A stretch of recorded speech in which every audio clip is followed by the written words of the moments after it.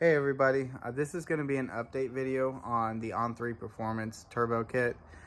A lot of people have been asking me about it, and I'm kind of going to give you the pros and cons of what I found out with the kit, things that are missing, things that you're going to need to get. It is mostly a bolt-on, but there are some things that you can't really skimp out on, and I've had a lot of help and guidance from Johnny Dobrin, which he goes by Johnny Turbo. He is a staple in the Hayabusa community, and fortunately I live near him, so he's one of the fastest guys on a Busa, and whatever he says, I have to stick with, because he knows his stuff way better than I could even begin to learn. And it's been quite a journey with the turbo kit and getting everything squared away.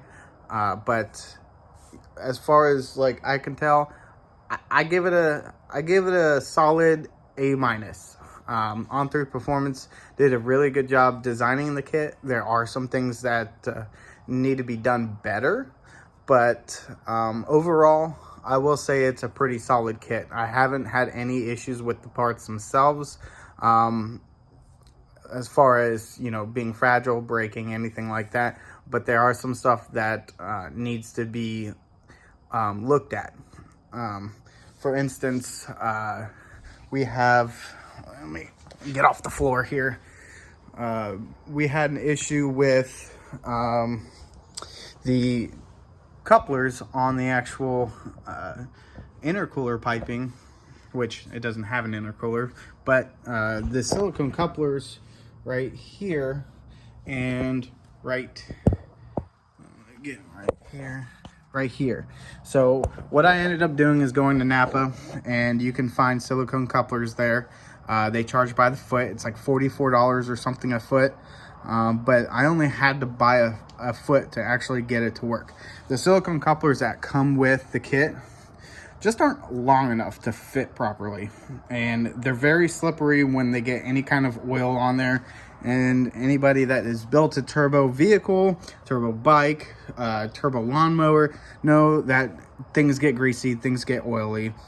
And the silicone couplers that On3 Performance provides, they're not the best quality. So I definitely recommend you upgrading the silicone couplers. Now, the coolant lines,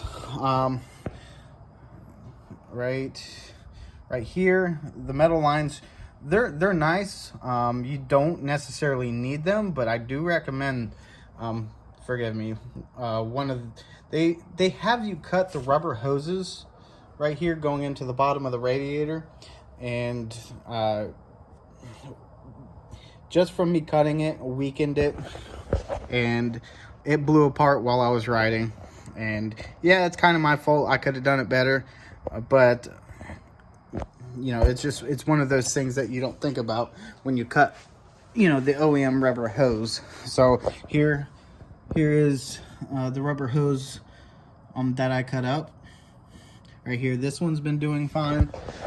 It was just this short one up here that was giving me problems. Now, anybody that says this is a complete kit, they're not pushing the kit how it's supposed to be. The stock fuel system just is not enough. Anybody who's had 2012 Hayabusa and newer, they have a smaller fuel pump than the original Gen 1s and the early Gen 2s.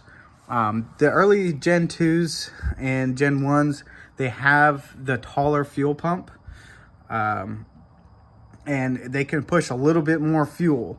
Now the Gen 2s, they have, it's much smaller. Let me see if I can grab it here. I still have it in my toolbox. So this is it right here. Tiny little fuel filter, or fuel pump, and it's not enough to run 6 pounds of boost. And my tuner said wouldn't even touch it unless I put a fuel system on it. So what I ended up doing is I went to Summit Racing, and I got an FI Tech 255 fuel pump. I put a what do you call those? I forget, but no, okay, it's a bulkhead on the bottom of the fuel tank.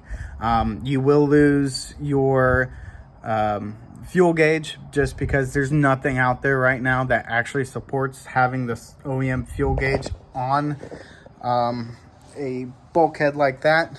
But let me see if I can get a good angle at this fuel pump. So it is right in there.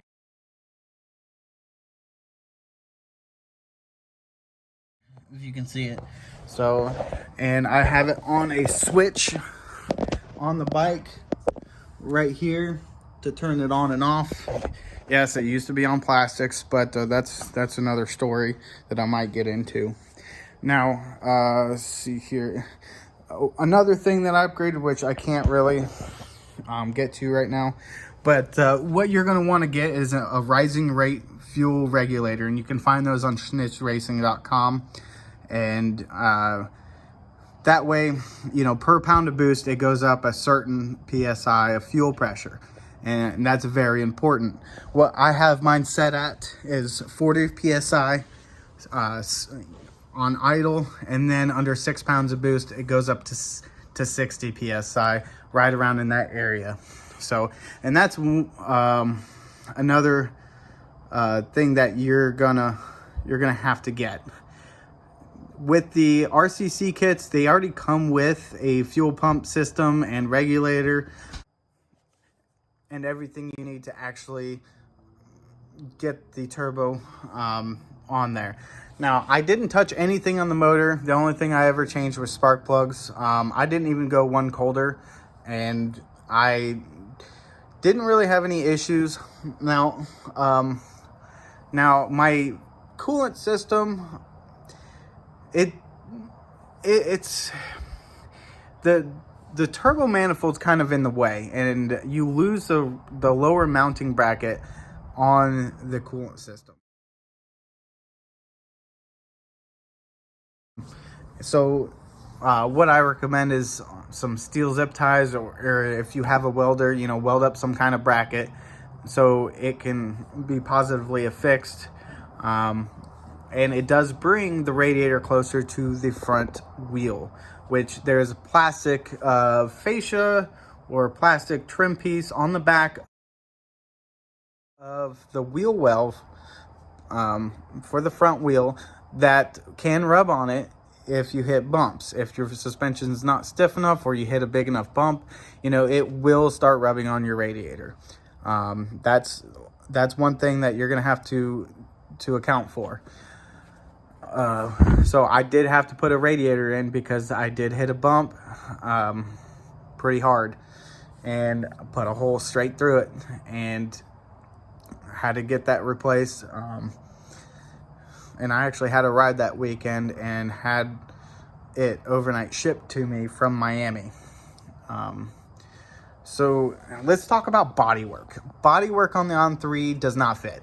No, it will not fit like stock, will not fit like OEM. The shrouds on the interior, you're going to have to cut where it swoops in on the side. You're going to have to cut that down so it can fit the boost pipe coming into the manifold. You're gonna have to cut that out. You're gonna have to cut out where the exhaust is. If you can get it lined up perfectly, that's fine, but it will burn your fairings.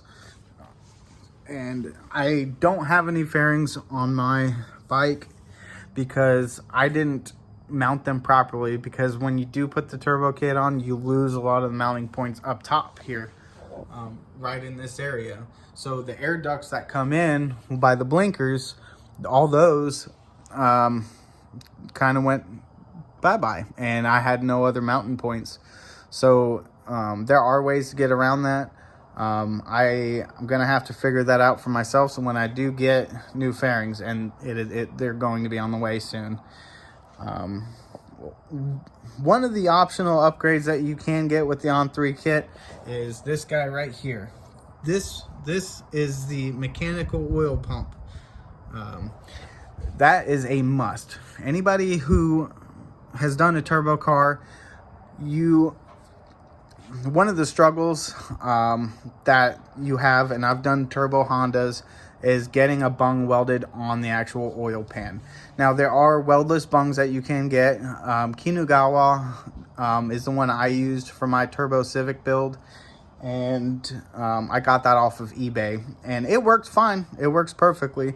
But with these oil pans, either you get an aftermarket oil pan with the bung already on it, or get it welded to, an aftermarket aluminum oil pan. But the mechanical oil pump is worth it. As far as the turbo is concerned, I do randomly have smoking issues. I had them a lot worse, but I ended up putting a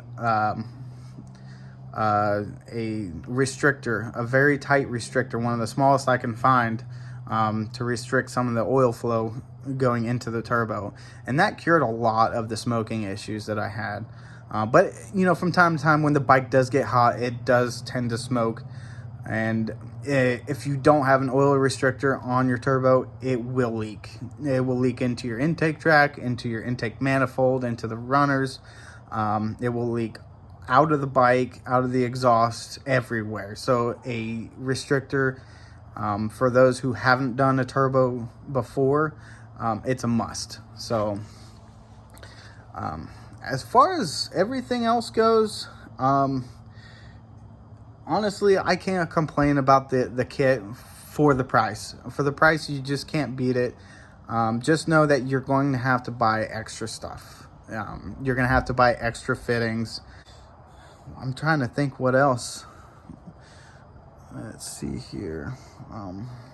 If you are doing it yourself, be very careful. Take your time. Do it right. There's a couple things oil related that I had to fix, and that has to do with the drain coming out of the bottom of the turbo. I just could not get it to stop leaking because I rush. I try to get things done. I'm excited. I want to get the bike up and running, and you're trying to cut corners with a bike like this. You're on two wheels. You have a contact patch that's very small.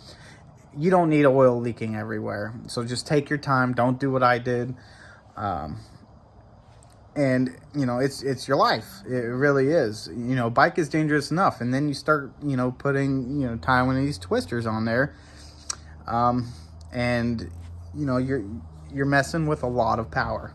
I make 249.5 to the wheel on 6 pounds of boost. I have some upgrades coming. I have some APE bolts already in 10 millimeter. I have a Cometic MLS gasket, which the OEM gasket's actually better than the Cometic. And this is coming from Johnny Turbo himself. That's not my opinion. I don't know enough about it, but he does, and I believe him. I have 8 APE head nuts and a whole gasket kit to put the motor, to upgrade the motor. What I'm going to eventually do is the valves, they're good enough up to 350 horsepower. You just want to put 65-pound springs in, stock keepers, stock retainers. It will support that kind of power. I'm gonna get the pistons coated and put Teflon on the sides of the pistons so it doesn't wear down the side. The head, I'm gonna get it poured and polished, smooth the rough edges in the actual cylinder, combustion chamber area, and a couple other little things. But my goal is 350 horsepower, and I'm still going to be on stock rods. People are going to act like that's crazy, but 350, probably around 10-12 pounds of boost on stock rods. That's about as max as you can go. with the supported rods. So, and that's kind of where I want to be. Any more than that, the bike's going to be useless on the street. I can spin through first without trying. I can spin through second without trying, and I just have to goose it real quick and at certain RPMs, and I literally can do a third gear burnout just with 250 horsepower. So the bike is crazy fast. It is crazy fun. The noises, let me tell you, the noises it makes. I ride with a group all the time, and they absolutely love hearing the turbo noises. And when we're on our Cenas, I can hear my turbo through their Cenas coming over the mic. Yeah, and it's awesome. And it's actually gotten to the point where people know the bike more than they know me, which, you know, it's a good feeling. You know, I like building toys, which, you know, this is my hobby. This is what I do. I build turbo things, and I went from cars to motorcycles. I think, you know, a turbo on a motorcycle is absolutely bananas. And, you know, I've got a thing for being an idiot, and that's, you know, that's my favorite hobby besides building turbo vehicles, is being an idiot, and it fits the bill. So everything else on this bike, you know, the only thing else that's changed, like OEM wise, like service intervals, I do my oil change every 2,000, 2,500 miles. I use Kawasaki synthetic and Motul. The transmission in the bike likes the Motul a lot better than the Kawasaki full synthetic. So I just can't spend $23 a quart every time I need an oil change, and I literally have to do an oil change every month and a half, because I ride this bike a lot. I've had it for 2 years, and I've rode it the most while it was turboed. Before that, I didn't ride it that much. After it was turboed, I literally ride it 2, you know, sometimes 3 days a week, and they're not short trips. I usually put, you know, 2, maybe 3 tanks of gas in on a trip. So, but other than that, when you do, I have a Power Commander 5, that's what I use, and I have a flashed ECU, which I have 2-step on here. I don't really have it set up correctly, because that's one of the things when we were at the dyno. I was there at Johnny's shop until 11, 12 o'clock at night, and it was late. So, and kind of what was going on at that time is I had a stock Busa, perfectly stock Busa. We planned a trip to go to Daytona for Bike Week, and I got the parts a week and a half before the Daytona trip. And I'm looking at the parts, I'm playing with the parts, I'm playing with the turbo, you know, looking at all the parts, planning everything out in my head, and the idiot part came out of me, and I was like, I'm gonna do it. Right before, a week and a half before the trip. So I worked all the way up till Friday, and I did most of it over a weekend and a few working days before the trip. And actually that, I think Friday or Saturday night before we went to Daytona, I got the bike tuned and rode it all the way up to Daytona, which from here, it's a 4-hour ride. Now, if that doesn't like impress you with this kit, like nothing will, because, you know, it held together, it did its job. The bike does sometimes like to get a little hot, but it did really well, and I didn't have any major issues, no major leaks, and rode it all the way home. And it was a lot of fun and nerve-wracking, because I've got this brand new build, turbo build. It was on the dyno, which the dyno really is the hardest thing that your bike is going to do, because it's in a stationary position. Yes, it's got fans on it, but they're ragging it out over and over and over again. You know, and if it doesn't break, then you'll probably be okay on the street, because you're not going to be ragging on it, you know, 24/7. And that's another thing, learning to control yourself, you know, in the speed, because you literally can hit 100 miles an hour faster than, you know, you ever would thought. So it's like taking a 12 to 1400 horsepower car and just stomping the loud pedal everywhere you go. You just can't do that. So I've had a lot of fun racing this bike, but my feelings were hurt a little bit when I race a 1700 horsepower Lamborghini. It's in one of my other videos, and Johnny said I should be able to keep up with the extra 100 horsepower bump that I'm hoping for with the mods that I'm getting to the motor. You know, but we'll see. The guy that owned the Lambo was super cool. Went to one of the local car meets. Yeah, we were looking for some shenanigans, and we found it. So actually, in that video, the chase car was a 750 horsepower Corvette, and we took off. We took off so fast. You just don't, like, I just don't realize how fast this bike is now. I'm kind of used to it. But anybody that's thinking about getting this kit, there are some things that that aren't accounted for. Other than that, it's a good solid kit. I haven't really had any major issues with it at all. So it gets a solid, like, A- for reliability.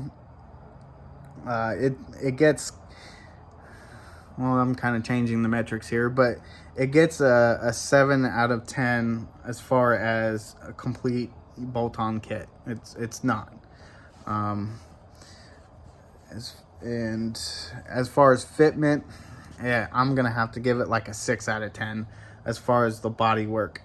The bodywork just plain won't fit on there. You're gonna have to cut into your nice fairings, and if you don't have fairings, more power to you. So it'll be so much easier for you. Oh, I want to, before I end this video, I want to tell you what happened with my fairings. So me and my buddy Sasha, we were on a racetrack, and I was coming out around 170 miles an hour, just keeping up with the Ducati, and next thing I hear is like, boom, just a really loud bang, and I look down, and my both side fairings gone, absolutely gone. And it was on both sides right here. Johnny told me that I need to positively affix the fairings to the front fairing, and I just didn't do that. I didn't know beforehand. He told me afterwards, but that was a part that failed. And once wind gets under it, 170 miles an hour winds, you can only imagine what's going to happen to a sail, you know, once it opens up. And it took my fairings with it. In doing so, I had my electronic switch for my fuel pump, you know, drilled into the plastics on the fairings, so it's, you know, easy flip on and off. And when the fairings left the chat, it took that switch with it. So I'm freaking out. The bike shut down. My fairings are gone. It's 3 o'clock in the morning, and I don't know what happened. And, you know, I look down, I'm like, why is my bike not starting? Why is the fuel pump? I realized that switch was gone. So I literally rode it home, touching these two wires together. Let me show you. Touching these wires together, just so the fuel pump can stay on long enough for me to ride it home. And it was probably another 20 minutes, and I parked it at my buddy's house. But it was definitely a little scary. So I think that's everything. I guess a couple more things. Get yourself a boost gauge. So where is it? Right here. Boost gauge and fuel pressure gauge. So the fuel pressure gauge, where is it? I'm sorry guys. There it is. Fuel pressure gauge. So, and I just literally, oh, this is, anytime you want to add fittings, you gotta, you know, this is for the fuel pressure. So, I just, you know, teed it in line to add the fuel pressure. But that's very important. You know, you lose fuel pressure and not know it, there goes your motor. So as he said, boost gauge, make sure you're getting the right boost and the fuel pressure, and you should be fine. If the guy who tunes your bike knows what he's doing, you don't have to pay attention to air fuel. As long as you're putting the correct gas in, as long as you have good fuel pressure, the bike's gonna do what the tune tells it to. A lot of people like it for peace of mind. On a bike, you have a lot more to pay attention to than a car. So I find myself making myself pay attention to, you know, to it while you're under boost, because you're not sitting down in a car, you're leaning forward. You know, you got the wind everywhere, you got full gear, helmet. You know, the last thing you want to look at are a few gauges. So you want a bike that you could just romp on it and not have to worry about. I'm kind of rambling, but anyways, that's really all I have for this kit. I'd say it's a go for me. I would do it again. 100% would do it again. It'd be a lot easier because I know, you know, everything else is going on, but yeah, it's a go for me. If you do have any questions, please just, you know, put them in the comments. Anything that I may have missed, which I'm kind of just doing this as on a whim because a lot of people have been asking. So if you do have any questions just write them down in the comments and I'll try to answer them as quickly as I can. So, but thank you for watching. Thank you for, you know, listening to my rambling. Yeah, I do understand it's more of a talking head video, but it's information, you know, that people have been asking for. Appreciate you watching, and make sure you're subscribed if you're new to the channel. Thank you.